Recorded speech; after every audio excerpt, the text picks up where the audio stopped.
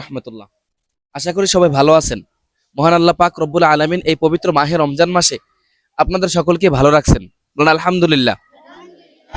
আসলে আপনারা যে জায়গাটা দেখতেছেন, এখানে আমাদের পুরুষ শাখা ছিল। সাহেব বাবা একটু সাইড তৈরি দিয়েছে।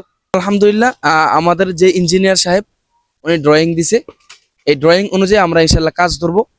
এখানে আমরা প্রায় 3 তলা ফাউন্ডেশন নিয়ে কাজ ধরবো। এখানে আমাদের ছাত্ররা আছে, তারা এর অর্ধেক আমাদের মাদ্রাসার মধ্যে ছাত্রগুলোকে একটু দেখান।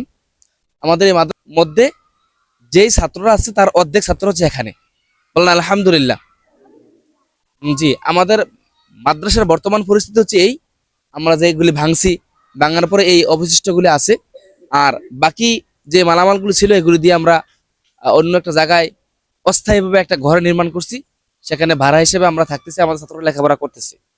তো মাহে রমজান উপলক্ষে আলহামদুলিল্লাহ আমাদের ধর্মপ্রাণ মুসলমান সবাই আমরা ইনশাল্লাহ জাকাত, ফেতরা, দান, খয়রাত ইত্যাদি বেশি করে থাকি। তো আপনারা অবশ্যই যদি চান যে এই জামালুস সুন্নাহ মাদ্রাসার মধ্যে আপনারা একটু সহযোগিতা করবেন, দানের হাত বাড়াই দিবেন, তাহলে এটা হচ্ছে আপনাদের জন্য উত্তম সুযোগ। কারণ হচ্ছে এই মাদ্রাসার মধ্যে আপনাদের অর্থের উপার্জিত অর্থ দিয়ে যখন আমরা এখানে বিল্ডিং তুলব, দালান করব, সেখানে রাত দিন 24 ঘন্টা আল্লাহর কোরআন তেলাওয়াত হবে। সুবহানাল্লাহ।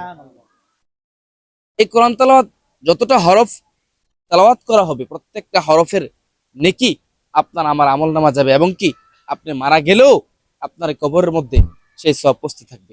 আমি আপনাদেরকে বলবো যে আমাদের এই কাজের মধ্যে যে যেখান থেকে দেখবেন অবশ্যই আমাদের এই মাদ্রাসার মধ্যে সহযোগিতা করবেন, এবং আমাদের এই মাদ্রাসার জন্য দোয়া করবেন।